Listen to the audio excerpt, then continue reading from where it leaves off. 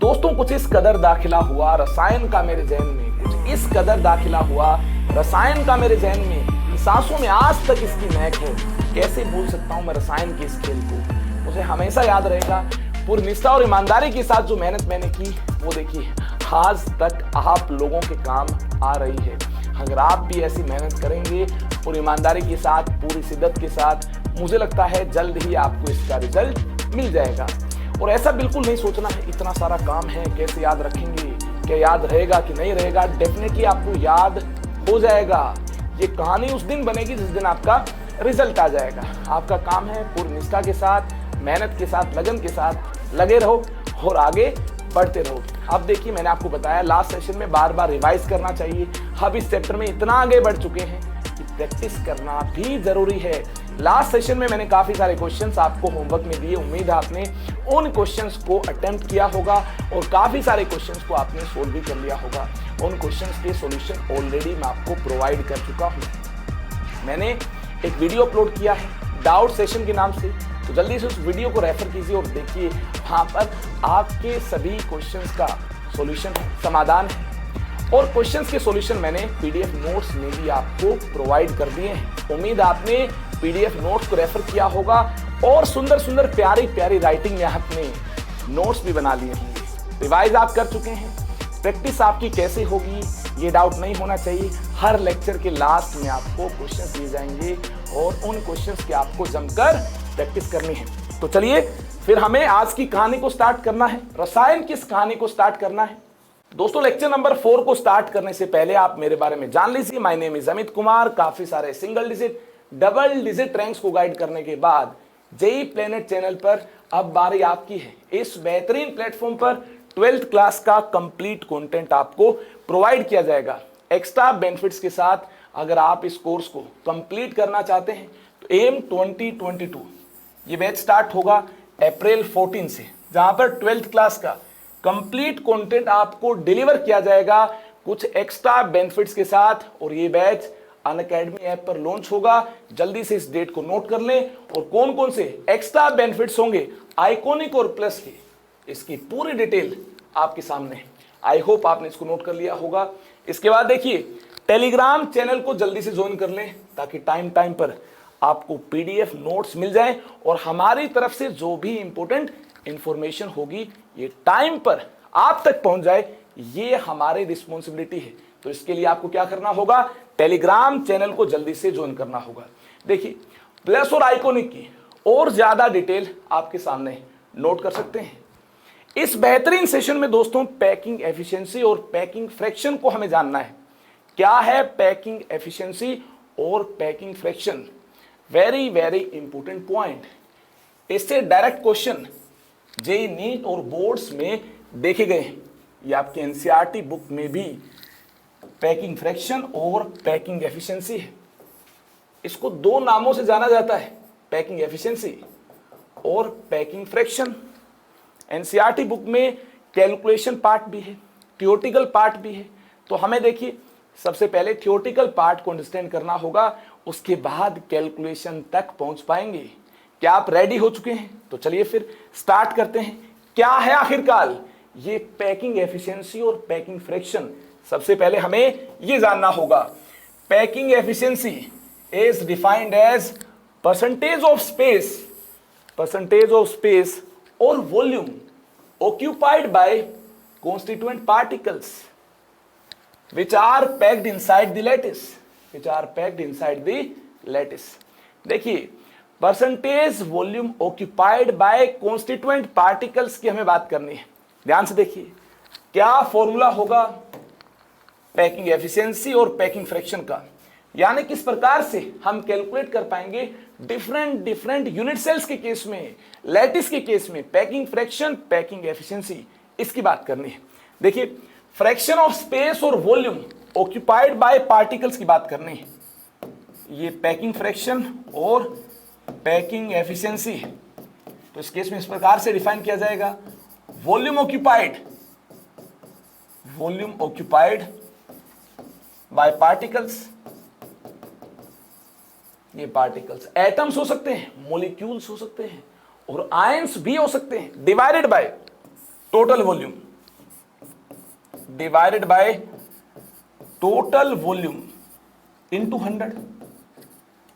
ये total volume अगर आप लैटिस के कोरस्पॉन्डिंग पुट करेंगे तो लैटिस के कोरस्पॉन्डिंग आपको नंबर ऑफ पार्टिकल्स के कोरस्पॉन्डिंग जो वॉल्यूम होगी, पूरे लैटिस के कोरस्पॉन्डिंग जो नंबर ऑफ पार्टिकल्स होंगे उनकी जो वॉल्यूम होगी, उस वॉल्यूम ऑक्यूपाइड को आपको यहां न्यूमिनेटर में पुट करना होगा, टोटल वॉल्यूम से आपको डिवाइड करना होगा, इनटू क्या करना होगा, इनटू 100 करना होगा। अगर आप ये परसेंटेज में कैलकुलेशन करना चाहते हैं तो इनटू 100 भी करना होगा। आई होप आपने इसको अंडरस्टैंड किया होगा। तो देखिए, ये आप जानते होंगे पैकिंग फ्रैक्शन और पैकिंग एफिशिएंसी एक इंटेंसिव प्रॉपर्टी है। कैसे इंटेंसिव है, यहां से भी आप कंक्लूड कर सकते हैं। अगर देखिए नंबर ऑफ पार्टिकल्स ज्यादा हुए, अगर हम लैटिस की बात करेंगे, लैटिस में तो ज्यादा पार्टिकल्स होंगे तो टोटल वॉल्यूम भी ज्यादा होगी।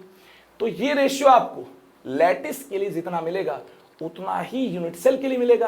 कैसे, यूनिट सेल की कोरस्पॉन्डिंग नंबर ऑफ पार्टिकल्स कम होंगे तो टोटल वॉल्यूम यूनिट सेल की कम होगी, वॉल्यूम ऑक्यूपाइड बाय पार्टिकल्स भी कम होगी।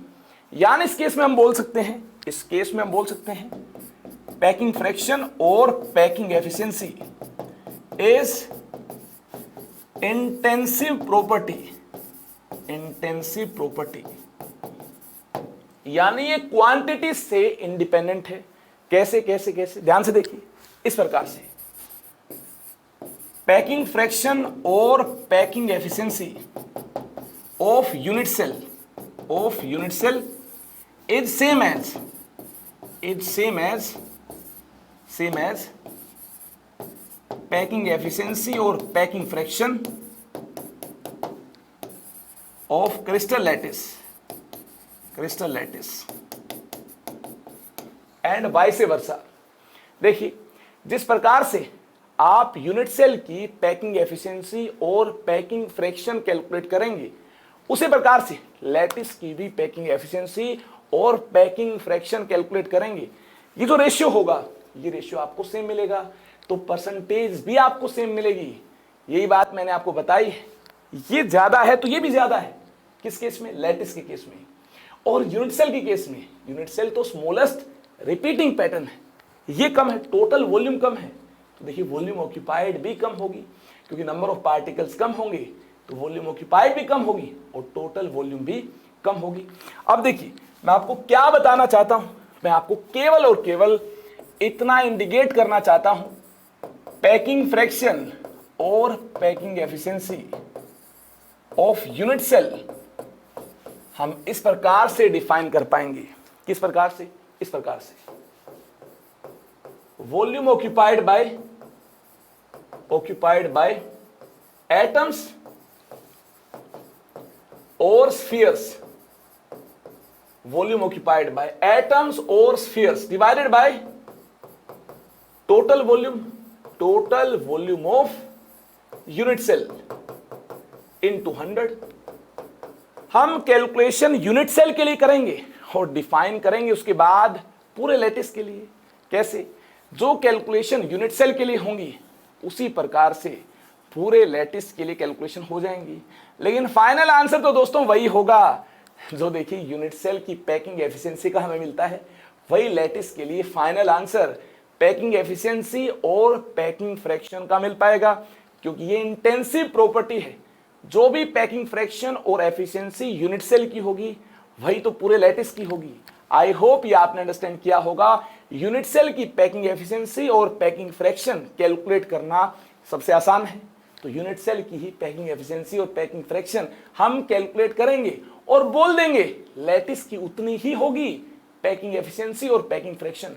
ध्यान से देखिए, इसी कड़ी में आगे चलना है तो सबसे पहले आपको यह जानना होगा वॉल्यूम ऑक्यूपाइड बाय एटम्स और स्फीयर्स ये कैसे कैलकुलेट होगी, और टोटल वॉल्यूम यूनिट सेल की कैसे इंडिकेट की जाए ये आपको जानना होगा। ध्यान से देखिए, पैकिंग फ्रैक्शन और packing efficiency is equal to volume occupied by atoms और स्फीयर्स। आप मुझे बताइए एक एटम ने कितनी वॉल्यूम ऑक्यूपाई की होगी, या एक स्फीयर ने कितनी वॉल्यूम ऑक्यूपाई की होगी। एटम को स्फेरिकल मानना होगा, जी हां मानना होगा। तो देखिए, अगर एटम को स्फेरिकल मानना होगा तो स्फीयर की वॉल्यूम का फॉर्मूला क्या है, 4/3 पाई आर क्यूब। ये देखिए एक एटम और एक स्फीयर की वॉल्यूम का फॉर्मूला है 4/3 पाई आर क्यूब। क्लियर है बात? ये आपने सुना होगा, देखा होगा, नहीं देखा नहीं सुना तो याद कर लीजिए 4/3 पाई आर क्यूब। ये वॉल्यूम ऑफ एटम और वॉल्यूम ऑफ स्फीयर है। आर क्या होगा? रेडियस होगा। अब देखिए इफेक्टिव नंबर ऑफ एटम्स कितने हैं? जेड होंगे। लास्ट सेशन में आपने इफेक्टिव नंबर ऑफ एटम्स को जेड से इंडिकेट किया, तो जेड एटम्स की वॉल्यूम कितनी होगी, या हम बोल सकते हैं जेड एटम्स ने कितनी वॉल्यूम को ऑक्यूपाई किया होगा। ये देखिए ये एक एटम की वॉल्यूम है, इसको मल्टीप्लाई करना होगा जेड से। जी हाँ, मल्टीप्लाई किया तो जेड एटम्स ने कितनी वॉल्यूम ऑक्यूपाई की, ये हमारे सामने है, यानी वॉल्यूम ऑक्यूपाइड हमारे सामने है। अगर ये केस क्यूबिक का हुआ तो क्यूब की टोटल वॉल्यूम कितनी होती है? ए क्यूब आप जानते हैं, क्यूबिक यूनिट सेल की वॉल्यूम होगी ए क्यूब इंटू 100 किया जाएगा। दोस्तों इस प्रकार से बेहतरीन अंदाज में पैकिंग एफिशिएंसी और packing fraction cubic unit cell की आसानी के साथ कैलकुलेट कर पाएंगे। और जो कैलकुलेशन आपको यूनिट सेल के लिए मिलेगी वैसी ही कैलकुलेशन लैटिस के लिए होगी, यानी फाइनल आंसर सेम होगा। अगर फाइनल आंसर सेम होगा तो हम यूनिट सेल के लिए ही कैलकुलेशन करने वाले हैं, यानी हम कैलकुलेशन करने वाले हैं पैकिंग एफिशिएंसी और packing fraction of cubic unit cell का। अगर दोस्तों यूनिट सेल कोई और हुआ तो वहां पर आप टोटल वॉल्यूम को ए क्यूब पुट नहीं कर पाएंगे। जैसे हेक्सागोनल हुआ तो उस केस में ए क्यूब नहीं आएगा, तो क्या आएगा उस केस में? Area of base into height. याद रखें अगर यूनिट सेल क्यूबिक नहीं है, very very important point, if unit cell is not cubic, if unit cell is not cubic, अगर दोस्तों यूनिट सेल क्यूबिक नहीं है उस केस में क्या होगा? उस केस में volume of unit cell, volume of unit cell क्या होगी? Area of base, area of base into height. Volume of unit cell होगी area of base into height, और वॉल्यूम ऑक्यूपाइड बाय एटम्स और स्फीयर्स उसी प्रकार से calculate होगी। Sphere कहीं पर भी हो, इस रूम में हो या आपके रूम में हो, कहीं पर भी स्फीयर हो, क्यूबिक यूनिट सेल में स्फीयर हो, हेक्सागोनल में स्फीयर हो, स्फीयर की वॉल्यूम तो 4/3 पाई आर क्यूब से ही कैलकुलेट होगी। यानी volume of unit cell different अंदाज में कैलकुलेट होगी, volume occupied by atoms same अंदाज में कैलकुलेट होगी। कैसे? देखिए वॉल्यूम occupied by atoms और स्फीयर्स, ये सेम अंदाज में कैसे कैलकुलेट होगी? Effective number of atoms Z है, तो देखिए एक atom 4/3 pi r cube volume occupy करता है, और जेड एटम्स है तो जेड एटम्स ने कितनी वॉल्यूम को ऑक्यूपाई किया होगा? जेड से मल्टीप्लाई किया जाएगा। ये एटम्स कहीं पर भी हों, यहां हो वहां हो, क्यूबिक यूनिट सेल में हो, हेक्सागोनल में हो, वॉल्यूम ऑक्यूपाइड तो सेम ही होगी। जी हाँ, ये सेम होगी Z into 4/3 pi r cube. इसी प्रकार से कैलकुलेट की जाएगी, लेकिन यूनिट सेल की टोटल वॉल्यूम यूनिट सेल के आकार पर डिपेंड करती है। क्यूब की वॉल्यूम ए क्यूब होगी, लेकिन कोई और यूनिट सेल हुआ तो उसकी वॉल्यूम डिफरेंट अंदाज में कैलकुलेट होगी। जैसे क्यूबिक के अलावा अगर कोई यूनिट सेल बच्चों हमारे सिलेबस में है तो वह यूनिट सेल हेक्सागोनल है। हेक्सागोनल की वॉल्यूम को कैसे इंडिकेट किया जाएगा? Area of base into height. इस मुद्दे पर हम लौटेंगे। हेक्सागोनल यूनिट सेल की वॉल्यूम कैसे कैलकुलेट की जाए, उससे पहले तो आपको यह पता होना चाहिए हेक्सागोनल दिखने में कैसा होगा। इस मुद्दे पर हम लौटेंगे, बाद में बात करेंगे। अभी आपको यह ध्यान रखना है, हेक्सागोनल यूनिट सेल हुआ तो फॉर्मूला दोस्तों ये अप्लाई करना है, z into 4/3 pi r cube divided by area of base into height, और यहां क्या होगा? परसेंटेज के लिए इंटू 100 होगा। ये वॉल्यूम ऑक्यूपाइड और ये टोटल वॉल्यूम इंटू क्या किया? 100 किया। सबसे पहले दोस्तों क्या करना होगा? सबसे पहले डिफरेंट टाइप के जो क्यूबिक यूनिट सेल है उनकी हमें पैकिंग एफिशिएंसी और पैकिंग फ्रैक्शन कैलकुलेट करना होगा। जैसे हमारे पास सबसे पहला क्यूबिक का टाइप क्या था, याद आया आपको? प्रीवियस सेशन में types of cubic unit cell मैंने आपको सिखाए हैं, याद आया होगा। सबसे पहला टाइप क्या है? सिंपल क्यूबिक और प्रिमिटिव यूनिट सेल। अब सबको याद आ गया होगा। देखिए दोस्तों, सिंपल क्यूबिक और प्रिमिटिव यूनिट सेल दिखने में कैसा है? सिंपल क्यूबिक और प्रिमिटिव यूनिट सेल दिखने में ऐसा है, दिखने में ऐसा है। 8 कॉर्नर्स आपके सामने हैं। यहां कौन प्रेजेंट होंगे? एटम्स और स्फीयर्स प्रेजेंट होंगे, याद आया होगा। इस यूनिट सेल को बोला जाएगा सिंपल क्यूबिक और प्रिमिटिव यूनिट सेल। अगर आपने इसको इमेजिन कर लिया है, ये 4 इस प्रकार से कांटेक्ट में है और ये 4 इस प्रकार से कांटेक्ट में है। इन 4 एटम्स और स्फीयर्स के ऊपर ये 4 एटम्स और स्फीयर्स प्लेस्ड है। इसको मैंने लास्ट सेशन में 8 बॉल्स की मदद से भी आपको दिखाया था, याद आया आपको? तो देखिए, वैसा ही केस एक बार फिर से हमें इमेजिन करना है। ए एंड आर का रिलेशन क्या है? यहां से यहां तक ये डिस्टेंस, ये एज लेंथ ए है। ये ए आर की टर्म्स में किसके इक्वल है? ये डिस्टेंस ए है। देखिए, यहां से आर, यहां से आर, यहां से यहां तक आर, यहां से यहां तक आर, तो ए इज इक्वल टू आर। ये आप जानते हैं। जी हाँ, ये आपको ए एंड आर का प्रीवियस सेशन में रिलेशन बताया जा चुका है। इसके अलावा जेड कैसे कैलकुलेट होगा ये आप जानते हैं। कॉर्नर पर रखे हर एटम का दोस्तों कंट्रीब्यूशन क्या होगा? बोलिए बोलिए, क्या होगा? याद आया आपको? कॉर्नर पर रखा हर एटम 1/8 कंट्रीब्यूशन के साथ मौजूद होगा, यानी इस एटम का 1/8 पार्ट ही इस यूनिट सेल के अंदर होगा।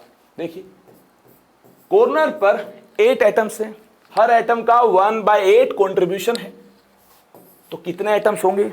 1/8 इंटू 8, नंबर ऑफ एटम 1 होगा। अब देखिए, पैकिंग फ्रैक्शन और पैकिंग एफिशिएंसी के लिए क्या करना होगा? वॉल्यूम ऑक्यूपाइड के लिए Z into 4/3 pi r cube, total volume के लिए divided by a cube into 100 किया जाएगा। जल्दी से ए एंड आर के रिलेशन को यूज कीजिए। A is equal to 2r, a is equal to 2r put कीजिए। Z 1 के इक्वल है, 1 into 4/3 pi r cube divided by a is equal to 2r, 2r raise to power 3 into 100। यहां से देखिए क्या मिलता है, यहां से आपको मिलता है 2 रेज टू पावर 3, 8 हो जाएगा। आर क्यूब से आर क्यूब कैंसिल हो जाएगा। पाई को 3.14 आप पुट करेंगे, 1 इंटू 4/3 इंटू 3.14 डिवाइडेड बाय 8, 4 2 जा 8 इंटू 100, 2 5 जा 10। इसको सिंप्लीफाई कर लें और फाइनली जो आपको मिलेगा ना, जो परसेंटेज आपको मिलेगी उसको याद कर लें। डायरेक्ट क्वेश्चन एग्जाम में आएगा, ये सब कैलकुलेशन नहीं करनी है। ये तो पहली बार के लिए कुछ पैकिंग एफिशिएंसी और पैकिंग फ्रैक्शन आएगा, तो मैं आपको दिखाना चाहता था, इसलिए पहली बार मैंने कैलकुलेट किया। बार बार कहीं पर सिंपल क्यूबिक और यहां पर प्रिमिटिव यूनिट सेल के केस में पैकिंग फ्रैक्शन और पैकिंग एफिशिएंसी की बात होगी, तो मैं डायरेक्टली बोल दूंगा। क्या बोल दूंगा? इसको सिंप्लीफाई करने के बाद जो मिलेगा वही बोलूंगा। देखिए क्या मिलेगा, 52.4%। इसको सिंप्लीफाई करने के बाद हमें पैकिंग फ्रैक्शन और पैकिंग एफिशिएंसी इतनी मिल जाएगी। आगे चलकर हम इस पैकिंग फ्रैक्शन और पैकिंग एफिशिएंसी को डायरेक्टली यूज करेंगे, या तो क्वेश्चंस में या फिर कहीं पर डायरेक्ट क्वेश्चन हुआ कि पैकिंग फ्रैक्शन पैकिंग एफिशिएंसी कितनी हुई, तो वहां कैलकुलेशन नहीं करनी है, डायरेक्टली याद रखिए। याद रखना है 52.4%। आई होप आपने याद कर लिया होगा। अगर दोस्तों आप इसको याद कर चुके हैं, इसके बाद सेकंड पॉइंट हमें अंडरस्टैंड करना है। सेकंड क्या है? Calculation of packing efficiency of body centred cubic unit cell. याद है आपको? Body centred cubic unit cell दिखने में कैसा होगा? ये यूनिट सेल का टाइप 2 है। इस टाइप 2 के कोरस्पॉन्डिंग हमें पैकिंग फ्रैक्शन और पैकिंग एफिशिएंसी कैलकुलेट करनी है। देखिए कैसे कैलकुलेट की जाए पैकिंग एफिशिएंसी और पैकिंग फ्रैक्शन। इसके लिए सबसे पहले आपको यूनिट सेल ड्रॉ करना होगा और यहां पर एटम्स और स्फीयर्स की अरेंजमेंट को अंडरस्टैंड करना होगा। देखिए 4 स्फीयर्स इस प्रकार से कॉर्नर पर प्रेजेंट है, 4 यहां देखिए कॉर्नर्स पर प्रेजेंट है, और एक स्फीयर बॉडी सेंटर पर प्रेजेंट होगा, यहां प्रेजेंट होगा। तो ये अरेंजमेंट हुई body centred cubic unit cell की। क्या है 4 कॉन्टेक्ट में होंगे, याद है आपको, 4 ऐसे और बीच में एक स्फीयर रखने पर इनका कॉन्टेक्ट लूज हो जाएगा, कॉन्टेक्ट में नहीं होंगे। अगर कॉन्टेक्ट में नहीं होंगे तो दोस्तों ऐसे होंगे। याद आया क्या आपको?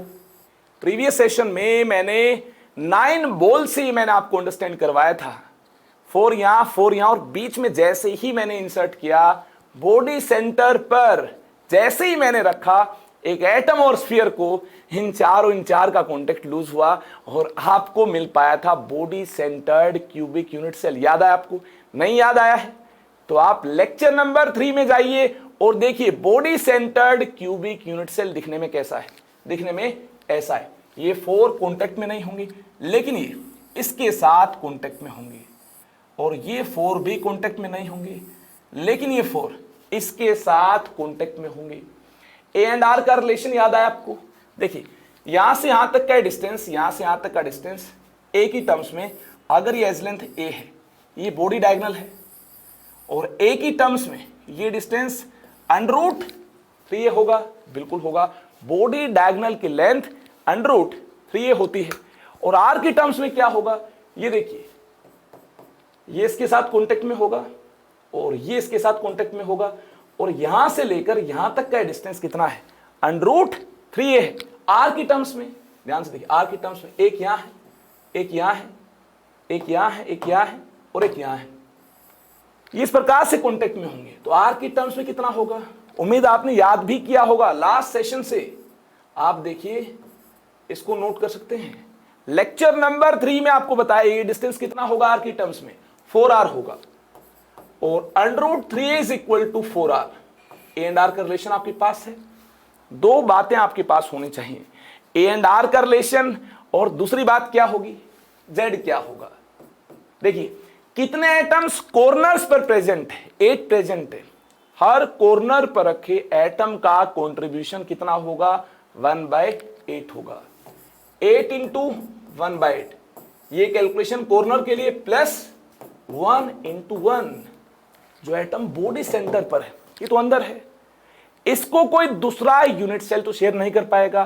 तो दोस्तों ये फुली कंट्रीब्यूट कर रहा होगा, ये फुली कंट्रीब्यूट करता होगा, तो 1 × 1, तो यहां से हमें Z क्या मिलता है, यहां से हमें Z2 मिलता है। I hope body centred cubic unit cell के केस में Z2 होगा, ये आपने याद भी किया होगा लास्ट सेशन में। अगर आपको याद हो गया है Z2 है, ए एंड आर का रिलेशन ये है। अब वक्त हो गया है Z and a and r के रिलेशन को यूज करने का। कैसे यूज किया जाए, देखिए पैकिंग फ्रैक्शन और पैकिंग एफिशिएंसी का ये फॉर्मूला आप जानते होंगे। कौन सा फॉर्मूला, देखिए volume occupied Z × 4/3 πr³ divided by a³ × 100। Z इस केस में 2 है। ए एंड आर का रिलेशन क्या है, ये आपके सामने, ए एंड आर का रिलेशन आपके सामने है। देखिए √3a = 4r, √3a = 4r। तो देखिए यहां से हम a पुट करेंगे, 4r बाय √3 हमारे पास a होगा। देखिए इस प्रकार से मैंने यहां से √3a = 4r यूज किया, और यहां मैंने पुट किया a = 4r बाय √3। a क्या होगा, 4r बाय √3 होगा। ये मैंने यहां से यहां पुट किया। यहां पुट करने के बाद इसकी पावर 3 है, इसकी पावर 3 होगी, तो r³ से r³ कैंसिल हो जाएगा। पैकिंग एफिशिएंसी और पैकिंग फ्रैक्शन बोलो क्या मिल जाएगा, 2 × 4/3 πr³ डिवाइडेड बाय, यहां देखिए a की पावर 3 है, तो 4r bye √3 raise to power 3, r³ से r³ कैंसिल होगा, × 100 है। दोस्तों इसको सिंप्लीफाई कर लें, और सिंप्लीफाई करने के बाद देखें ये कितना मिलता है।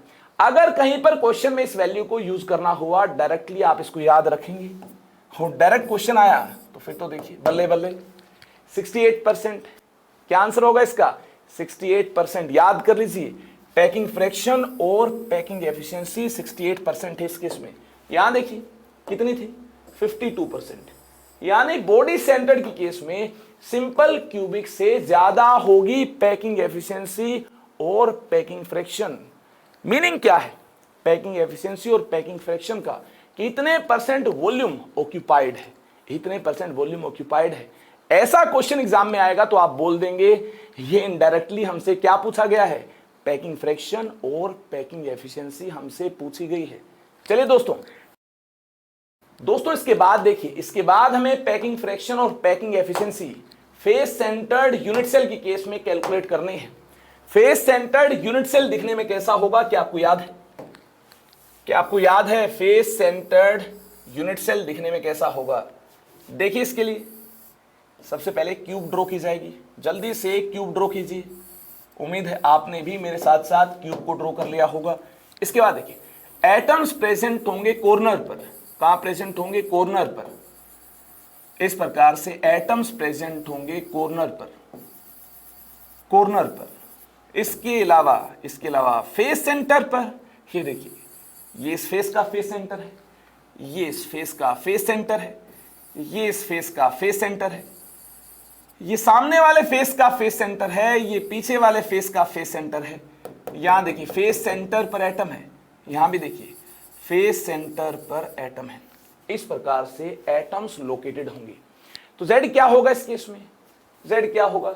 Z और इसके साथ साथ क्या चाहिए? पैकिंग फ्रैक्शन और पैकिंग एफिशिएंसी के लिए आपको याद होगा A एंड R का रिलेशन चाहिए। Z के अलावा क्या चाहिए? A एंड R का रिलेशन। तो Z देखिए क्या होगा? Z इस केस में देखिए कॉर्नर एटम्स के लिए कॉन्ट्रीब्यूशन 1/8 होगा। ऐसे एटम्स 8 हैं, 8 इंटू 1/8 प्लस जो एटम्स फेस सेंटर पर प्लेस्ड हैं इनके लिए कॉन्ट्रीब्यूशन 1/2 होगा। ऐसे एटम्स कितने हैं? 6 हैं, 6 इंटू 1/2। ऐसे एटम्स कितने हैं? 6 हैं, 6 इंटू 1/2। दोस्तों यहां से Z कितना मिलता है? ध्यान से देखिए, यहां से Z हमें 4 मिलता है। Z is equal to 4। Z 4 के इक्वल है। क्लियर है बात? A एंड R का रिलेशन क्या है? देखिए ये इस प्रकार से कॉन्टेक्ट में होंगे, ये इस प्रकार से कॉन्टेक्ट में होंगे। अगर ये कॉन्टेक्ट में होंगे और ये है फेस डायगोनल, इसकी लेंथ हम एक ही टर्म्स में जानते हैं। कैसे जानते हैं? ये देखिए ये एज लेंथ A है तो फेस डायगोनल की लेंथ होगी √2a। R की टर्म्स में देखिए रेडियस ऑफ एटम की टर्म्स में ये 3 एटम और 3 स्फीयर इस प्रकार से कॉन्टेक्ट में होंगे। इसके बारे में लास्ट सेशन में डिटेल में हमने बात की है। अगर ये कॉन्टेक्ट में होंगे इस प्रकार से, ये R, ये 2R, ये R। R की टर्म्स में लेंथ कितनी होगी? R की टर्म्स में लेंथ होगी 4R। और ये डिस्टेंस A की टर्म्स में कितना है? √2a। A की टर्म्स में √2a, R की टर्म्स में 4R, यानी √2a is equal to 4R। तो क्या करना होगा इस केस में? सबसे पहले हमें देखिए Z, A एंड R के रिलेशन को इंडिकेट करना होगा, जो कि हम ऑलरेडी इंडिकेट कर चुके हैं। इसके बाद इनको यूज करना होगा। कैसे यूज करना होगा? ये फॉर्मूला आप जानते हैं पैकिंग फ्रैक्शन और पैकिंग एफिशिएंसी का। क्या formula? Z into 4/3 πr cube divided by a cube, divided by a cube. जैसा कि आप जानते हैं Z face centred unit cell की केस में 4 है। कितना है? 4 है। इसको डायरेक्टली भी यूज किया जा सकता है। लास्ट सेशन में इसके लिए Z मैंने आपको बताया है, अगर आपको याद था तो आप डायरेक्टली भी यूज कर सकते हैं। और A एंड R का रिलेशन भी मैंने लास्ट सेशन में आपको बताया है, अगर आपको याद था इसको भी आप डायरेक्टली यूज कर सकते थे।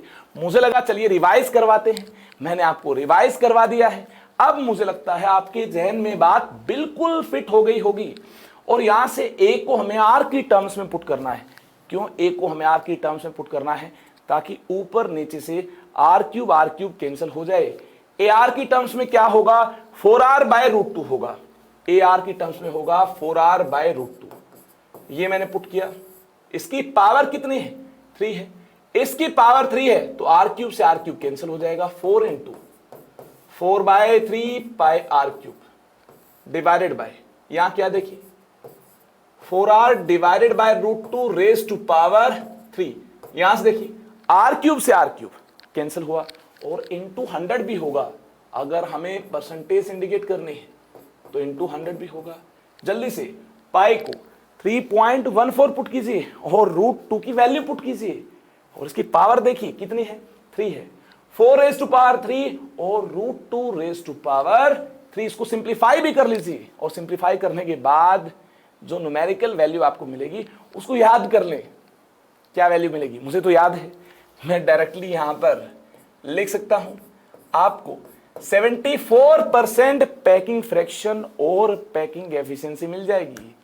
ये पैकिंग फ्रैक्शन और पैकिंग एफिशिएंसी का मीनिंग क्या है, देखिए पैकिंग फ्रैक्शन और पैकिंग एफिशिएंसी जो आपने परसेंटेज में इंडिकेट की है, इसका दोस्तों मीनिंग है percentage of volume, percentage of total volume occupied by atoms or spheres, अगर परसेंटेज ऑफ अनऑक्यूपाइड वॉल्यूम की बात करनी हो, परसेंटेज ऑफ ऑक्यूपाइड वॉल्यूम यहां से मिलती है, यानी पैकिंग फ्रैक्शन और packing efficiency percentage of occupied volume को इंडिकेट करते हैं। परसेंटेज ऑफ ऑक्यूपाइड वॉल्यूम आपके पास है, ऑक्यूपाइड वॉल्यूम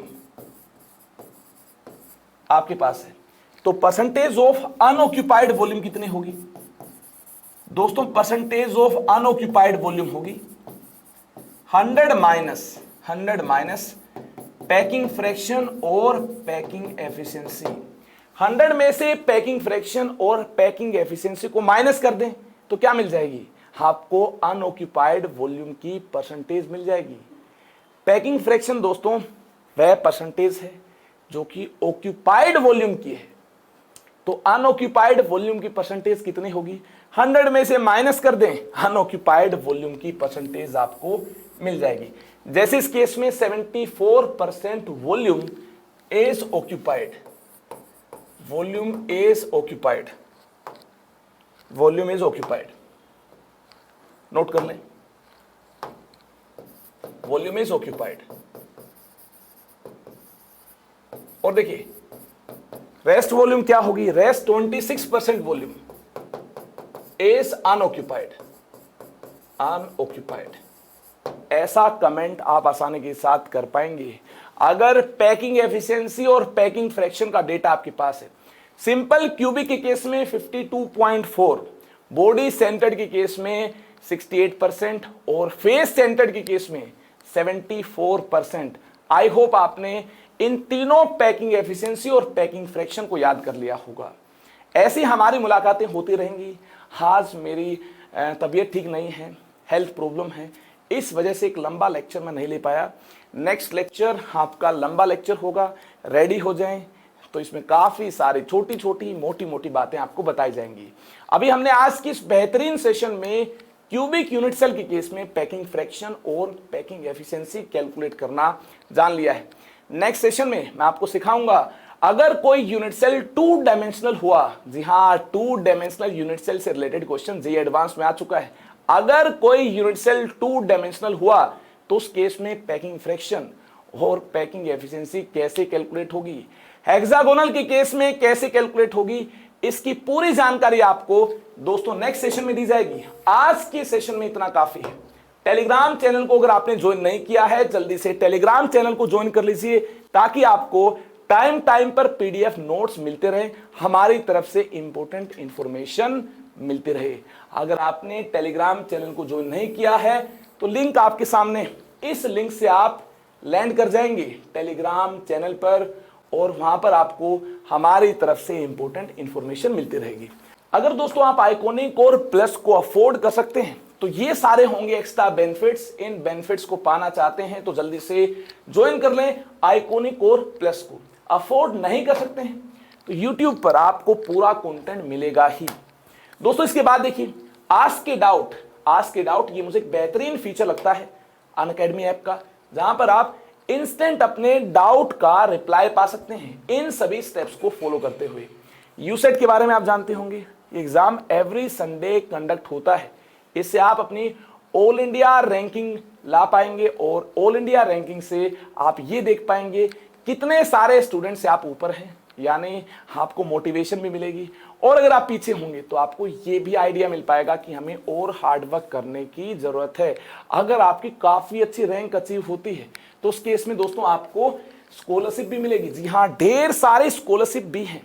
तो आप यूसेट में अपीयर होना बिल्कुल भी ना भूलें। अपकमिंग बैचेस की पूरी डिटेल आपके सामने है। और दोस्तों, आप मुझे फॉलो करना बिल्कुल भी ना भूलें। अनअकैडमी ऐप पर आप मुझे फॉलो करते हैं तो मेरी सभी स्पेशल फ्री क्लासेस की इंफॉर्मेशन आप तक टाइम टाइम पर मिलती रहेगी, नोटिफिकेशन आपको मिलती रहेगी। डिस्क्रिप्शन में लिंक दिया गया है, लिंक को क्लिक कीजिए और मुझे फॉलो कीजिए ताकि आपकी कोई भी क्लास मिस ना हो। और लास्ट में दोस्तों, बड़ा वाला थैंक यू इस सेशन को अटेंड करने के लिए, यादगार बनाने के लिए। अब मुलाकात होगी हमारी अगली बार, तब तक के लिए नमस्कार, बाय बाय, टेक केयर।